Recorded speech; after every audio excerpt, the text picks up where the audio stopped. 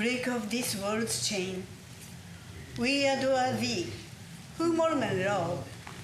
Spotless, taking man's form, O purifier, thou art above the Guna tree, knowledge divine, not flesh, thou whom the cosmos wears, a diamond at its heart. Let us look deep in thine eyes. They are bright with the wisdom of God that can wake us from mild spell. Let us hold fast to thy feet, treading the waves of the world to safety. O drunk with love, God drunken lover, in thee all parts of all yogas meet. Lord of the world, thou art ours, who art born a child of our time, easy of access to us, O merciful. If we take any hold upon God in our prayer, it is by thy grace alone.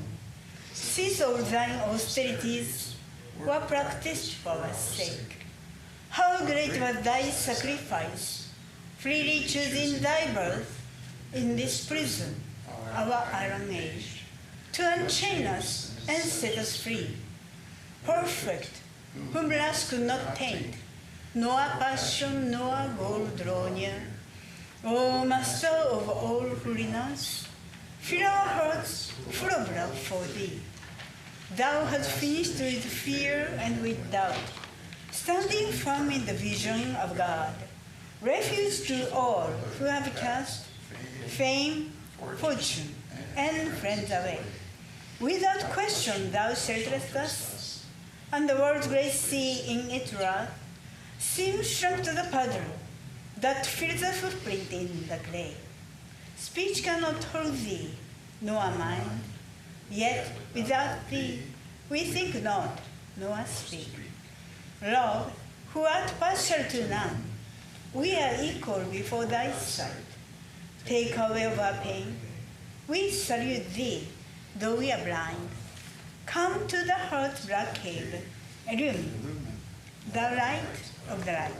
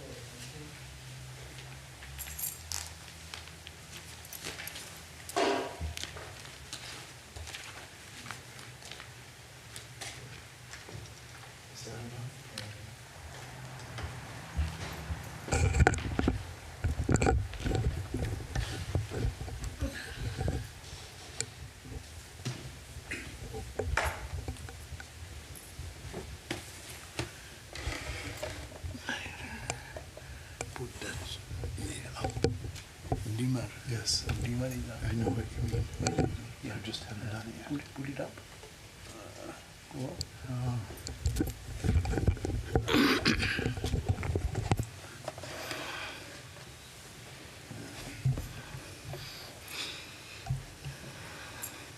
I have to turn on the speakers. Okay. Here? Yeah. Over.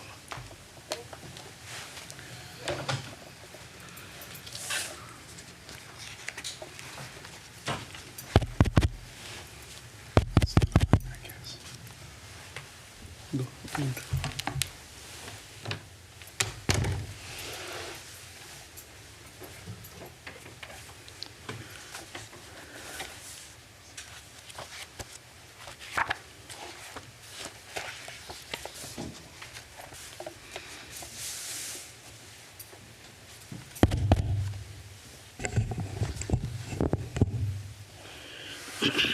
ॐ स्थापकाय च धर्मस्य सर्वधर्मस्वरूपिणे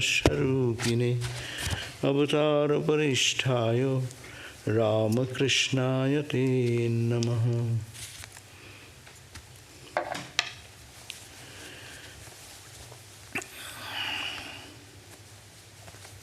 Today is one auspicious day.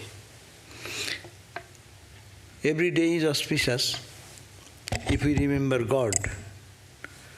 But other days have a special day when some saints and spiritually illumined people are born. Those are more auspicious.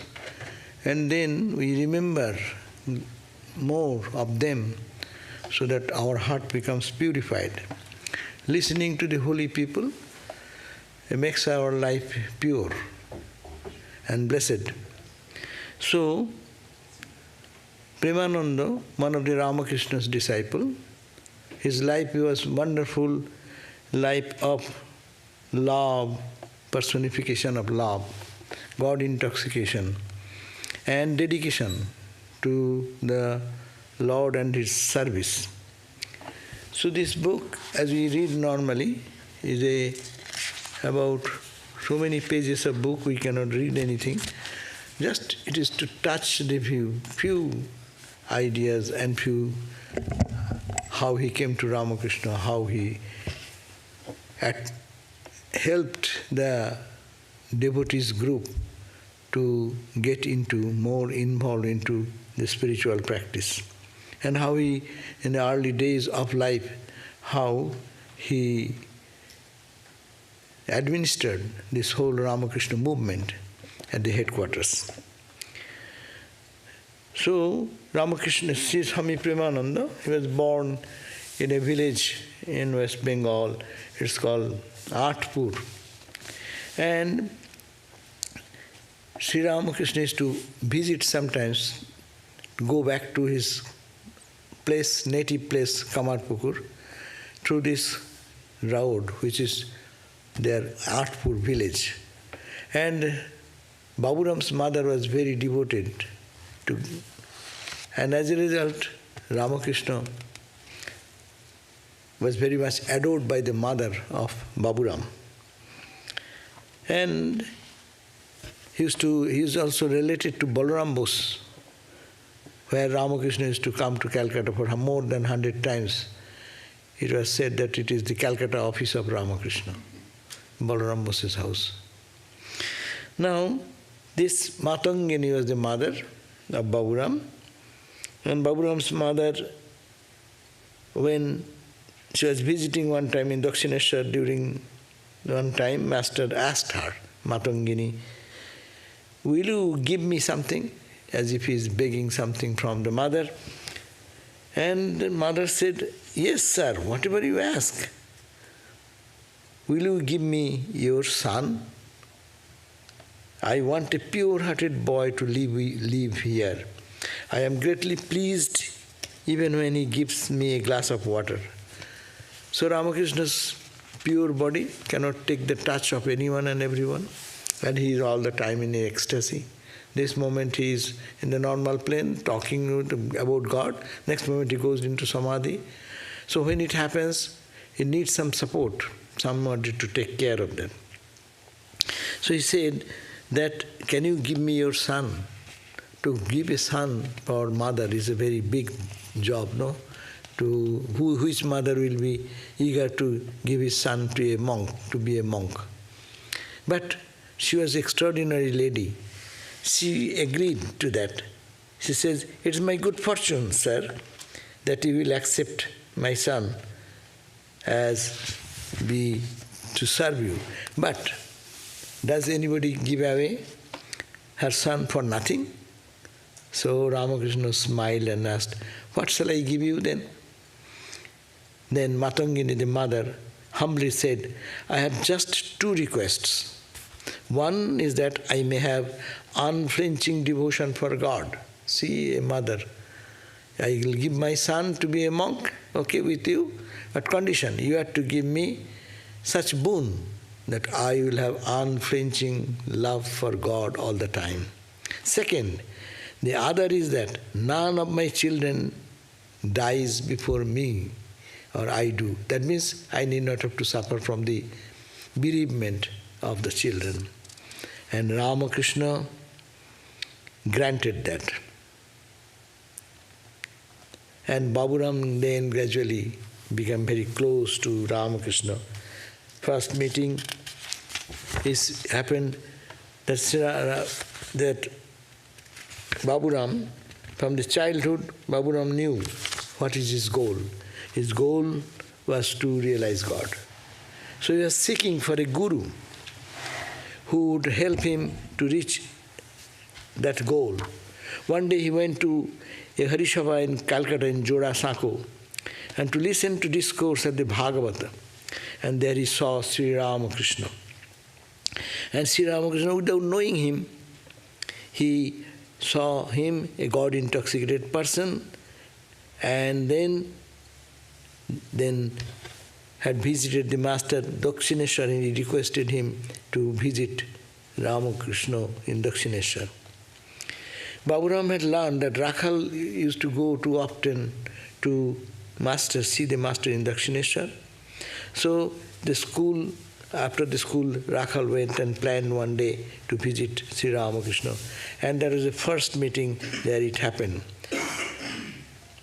Master was very pure. Master wanted pure soul. So he tested Baburam, that come close to me, and said, come closer to the light and let me see your face. In the dim light of an evening time, the earthen lamp, he thoroughly examined Baburam's face, hands and feet, and he expressed great satisfaction. Seeing the symptoms of the body, there is a science, no? Each who is a sattvika person or spiritual awakening is possible or not, features are there. So Ramakrishna would know that. So he then weighted the hand, Baburam's forearm, by placing on its palm. And when he found that it was light, and he said lighter than the ordinary, he would say that this showed a beneficent intelligence and he will be able to realize God. That means he is a pure soul. Ramakrishna recognized that way. And see, he started coming and staying with Sri Ramakrishna at night time because his family is so much favorable, so it was easy for him to come. But he used to love Ramakrishna, he used to feel, Baburam used to feel so much restless for Ramakrishna. But love is reciprocal. The disciple loved the master and he also loved them dearly. Later Baburam said, quote, the master used to cry whenever I left Dakshineshwar to return to Calcutta. Oh, how can I explain to you how much he loved us? He would go to Calcutta in a carriage just so he could feed a young boy whose name is Purna. He would wait near the school where the Purna went, send someone to bring that boy, and then feed him delicious, all sweets and etc. One day he was found waiting outside Balaram Bose's house. Someone finally called him. His love knew no bounds, and one drop of it is completely filled us. Each one thus thought himself with the most beloved of the Master. So Sri Ramakrishna's love was overflowing, and it touched the heart of Baburam. That we think that we love God, on the contrary, God loves us more. That's the way of here, but it's a demonstration. Ramakrishna has no attraction for anything of the world, but is running after the young boys, pure souls, to meet them, to give them this little affection to them. Then Baburam was absolutely pure by character. Absolute purity is his. Sri Ramakrishna was the embodiment of purity. A man earned a lot of money of taking bribes, so Sri Ramakrishna could not touch his food and fruits brought by him. So he is a purity. So Baburam said that we thought that if we were not pure enough, then when we touch him during samadhi, he would publicly cry out in pain. So they are very careful to keep their mind always. Before going to Ramakrishna, they used to think that there should not be any impure thought in the mind. So we prayed for purity, Baburam says. It was the Master's grace that I was allowed to live with him.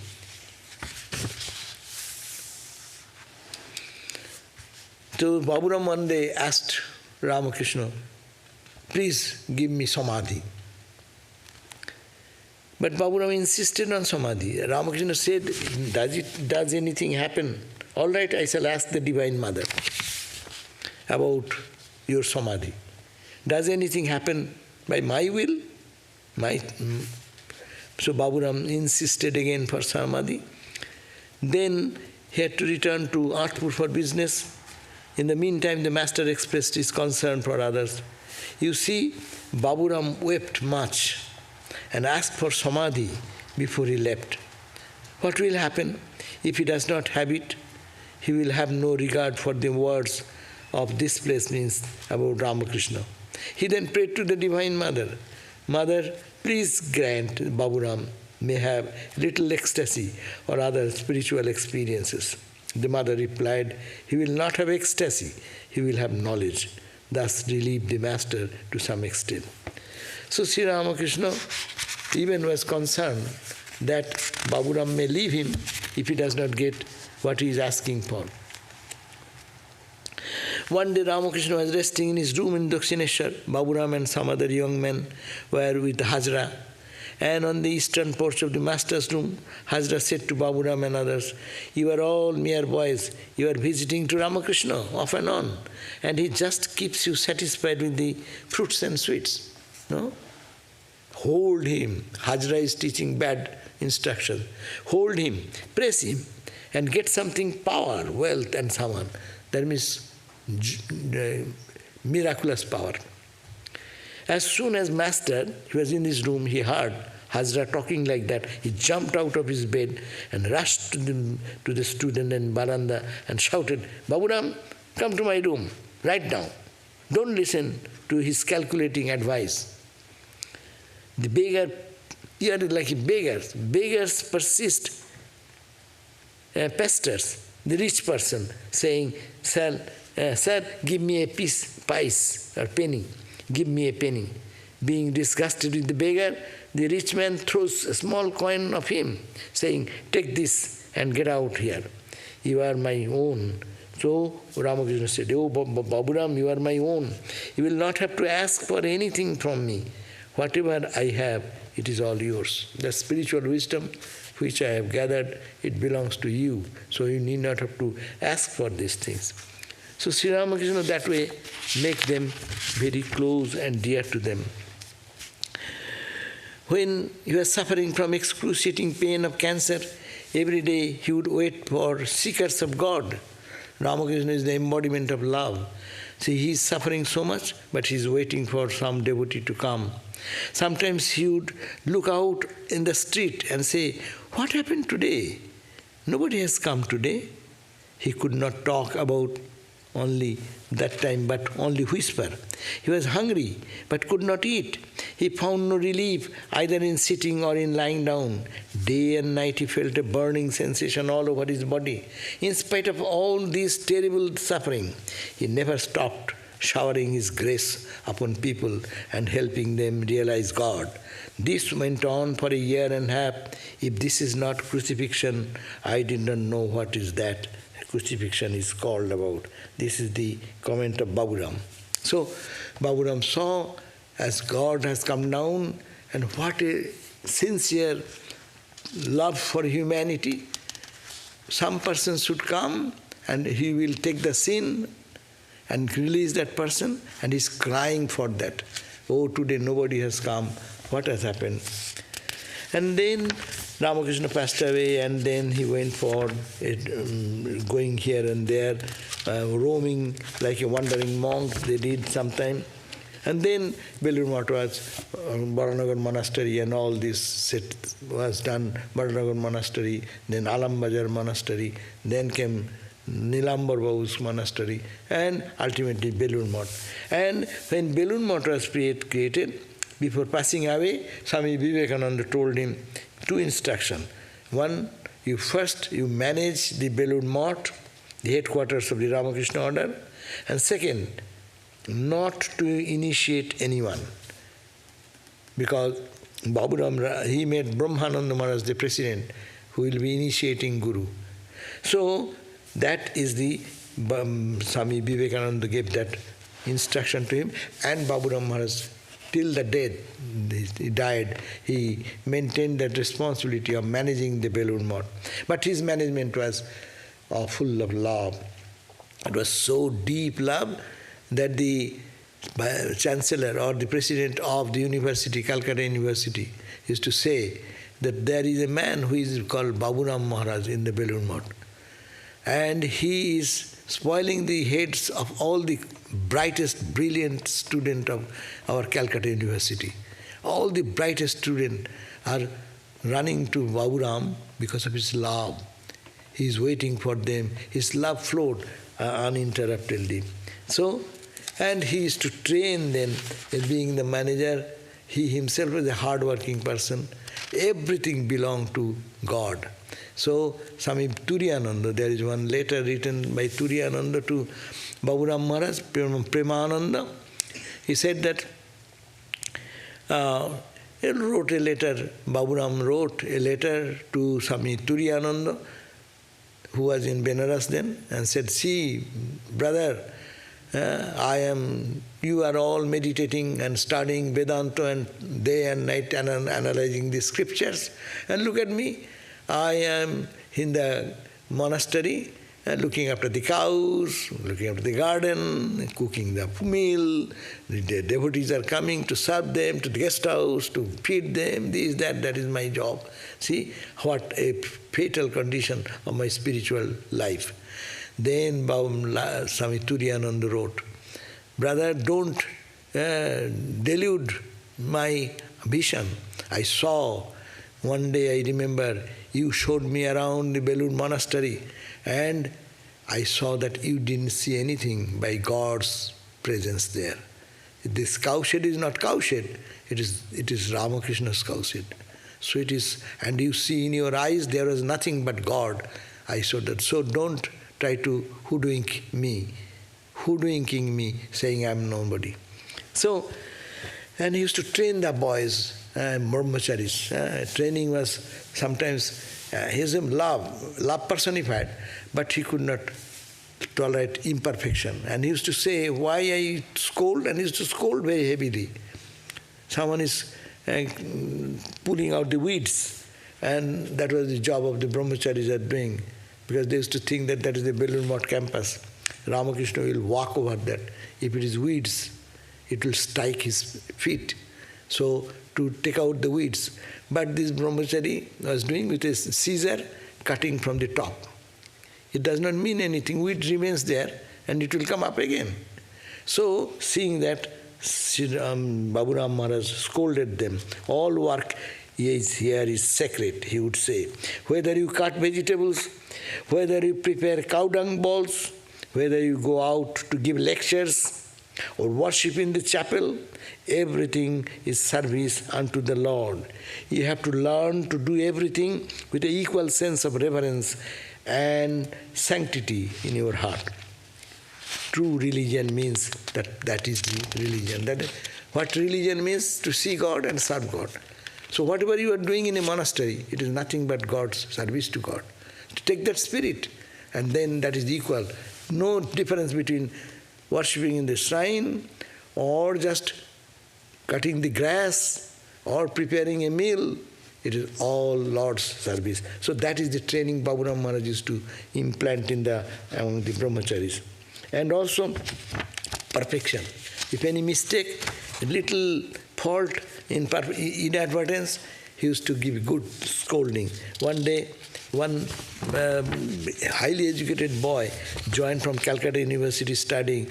He was getting his master's degree almost. So he was cutting, and straw cutting. In India, there is a knife which you have to put like that, and he cut his finger. And he started bleeding. And Baburam Maharaj was going on a tour to see what every department is working right or wrong. Seeing that bleeding, he said, what type of work is this? You have no concentration. I'm not asked you to cut your finger. I asked you to do the work. If you cannot concentrate this much, how can you concentrate on God? That means he is training that laziness or inadvertence is not spirituality. A spiritual person should be very alert and know everything. Anyhow, we cannot read. So many beautiful stories are there. So I have no time. I don't want to carry on for the entire hour for this one. So I'll go just for few other one or two stories. A monk, it's just a story, a monk was in charge of the kitchen store. One day, while pouring oil, he fell, some quantity of oil fell on the floor. Premananda saw it. He called the monk, and said, why are you wasting master's oil? And the devotee donate their hard-earned money for the master's service, and you will not have to work here anymore. And I bow down to you, and you leave. There is such a strong treatment. When you are pouring oil from one pot to another, a little few drop has fallen somewhere. But it is, they want perfection. Spirituality is perfection. So training them. Then what happened? The brahmachari became very upset and getting so much scolding, and he said, I salute you, you go. Babu Maharaj is saying, I salute you, you go, means then you leave the monastery. Then he was so upset. Then he started doing other work, what was there, but didn't come for lunch. And then when Babu Maharaj came to know,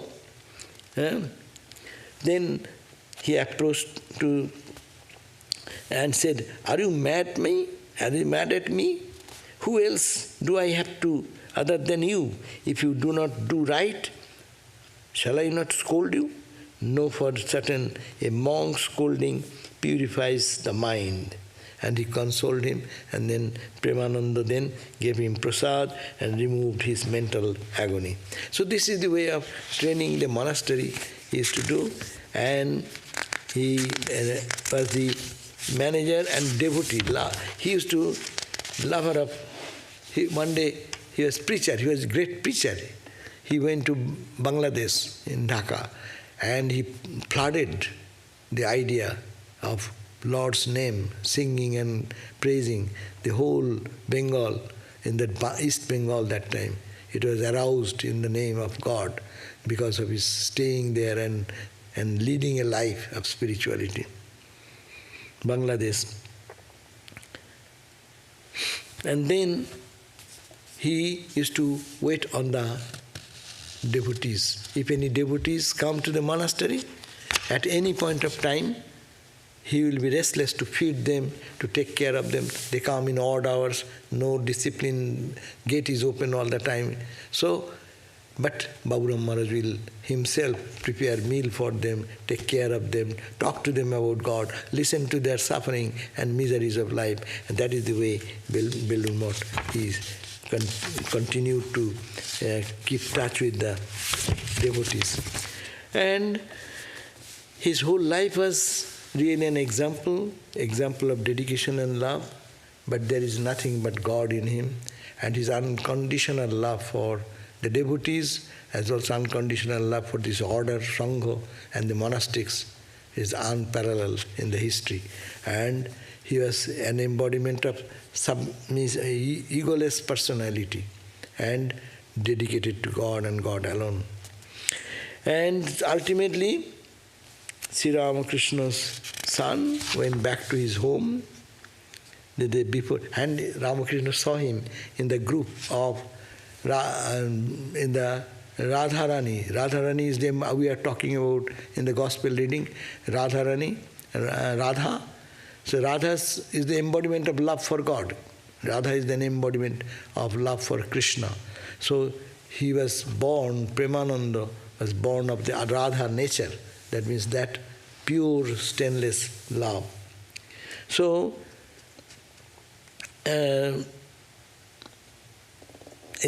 when Babu Maharaj at the end, when he is leaving his body, so he called one Swami. That Swami who was supervising the Belur monastery, because he is sick and he is going to die, so someone is taken up his responsibility. And when at the point of deathbed, he called that Swami and said in a feeble voice, Jnana, his name was Jnana. He was Swamiji's disciple, Jnana. Is this Jnana? Could you do one thing for me? Before Babu Maharaj Premananda is leaving his body. He said, anything, please tell me, sir, what am I to do? Will you be able to serve the devotees? Will you be able to serve the devotees? We get irritated, no? Someone comes in odd time and, hey, this is disturbing and this and that.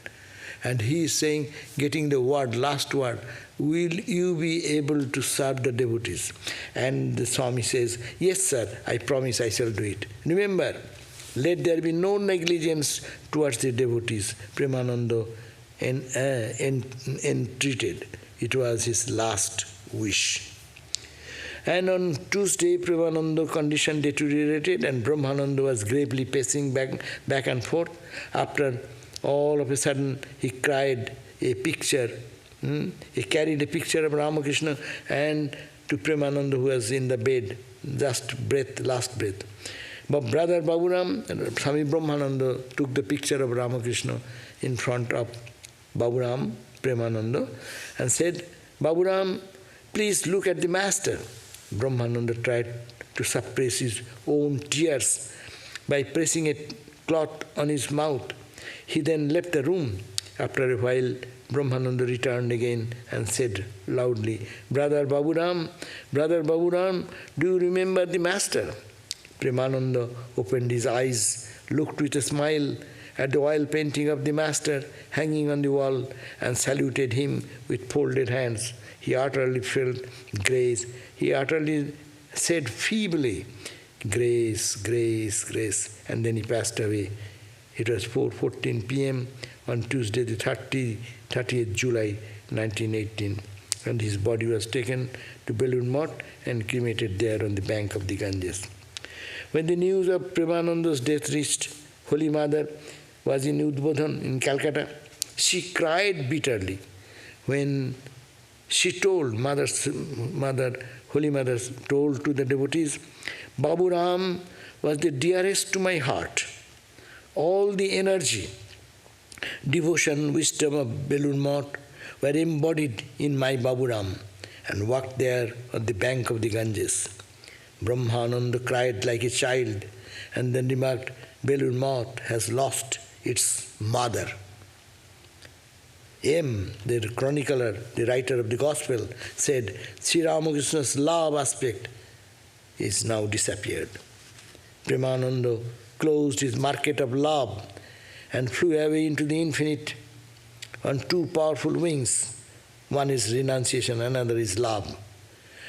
At the time of his passing, his possessions were only empty canvas bag, a couple of ochre clothes and short tunic, a chadar, a towel, a pair of slippers and an umbrella, and a few books, including the copy of Gita. Truly, he was Premananda, bliss, the love. He was bliss and he was love, and all-consuming love that revealed itself in the service of all. It was the burning passion of life. Towards the end of his life, he casually wrote to someone, I feel a desire now to love everybody. This is a disease which has now possessed of me. And then Premananda passed away. So this is the end of our reading today. Om Shanti, Shanti, Shanti. Peace, peace, peace.